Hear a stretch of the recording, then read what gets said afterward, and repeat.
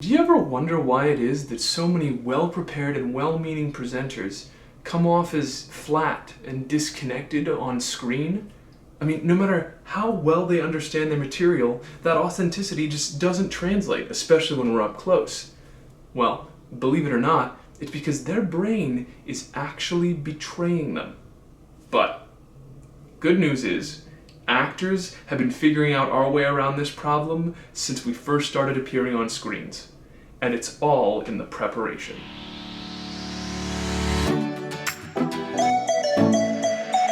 So you've probably heard of micro expressions.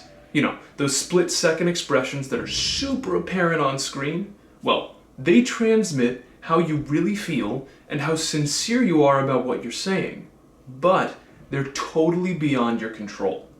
Now, if a presenter is talking and they're nervous, or they're thinking about the next thing that comes up in the presentation, or they're worried about how the audience is going to be perceiving them, then that's what shows up in their body language and on their face. They can't help it, no matter how passionate they are about the material they're presenting.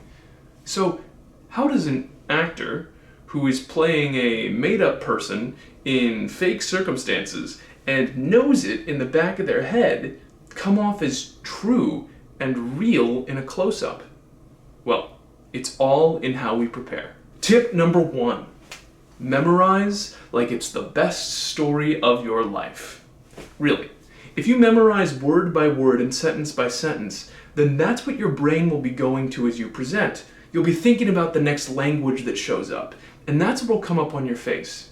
But if you memorize a story full of images and feelings and your own opinions, and you share that like it's the best story of your life, then your delivery is going to be authentic and charismatic effortlessly. I once had an acting teacher who had everyone in the class take a monologue, and she said, read it like it's your own story. Think of the pictures, imagine what it was like to live through that.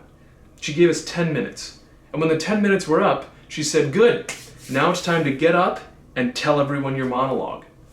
We were shocked. But when we got up, we were all 80 or 90% word perfect. And not only that, but we were believable and authentic. I've tried this exercise with plenty of my clients, and they're always surprised with how well it comes out.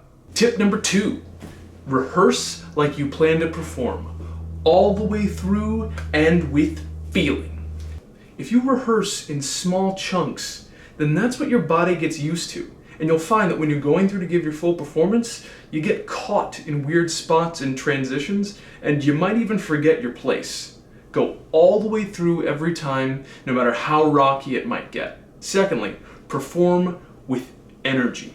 If you're just sitting, clicking through your slides, and saying the words, then that's what's going to happen when you go to present. If you work with feeling and energy, you'll memorize it better, your body will get used to it, and you'll deliver with authenticity. Tip number 3, encourage yourself to make mistakes. Now, I know, that might seem a little antithetical, but trust me, every actor knows that we have to do a bad, awful job before it turns out to be good. And no matter how well prepared we are, when we get to set, it's the little surprises and the little mistakes that are the things that end up in that final take. It's where our humanity comes through. So, when you go to practice, encourage your mistakes that you make. Work through them. You could discover something new and exciting. And that way, in your practice, you're ready in case anything ever goes wrong when you really go to present. You can handle it. Well, there you have it. If you want to be authentic in your next presentation, memorize the best story of your life, rehearse it full out and with energy, and give yourself permission to make mistakes. And I know that you are gonna nail it.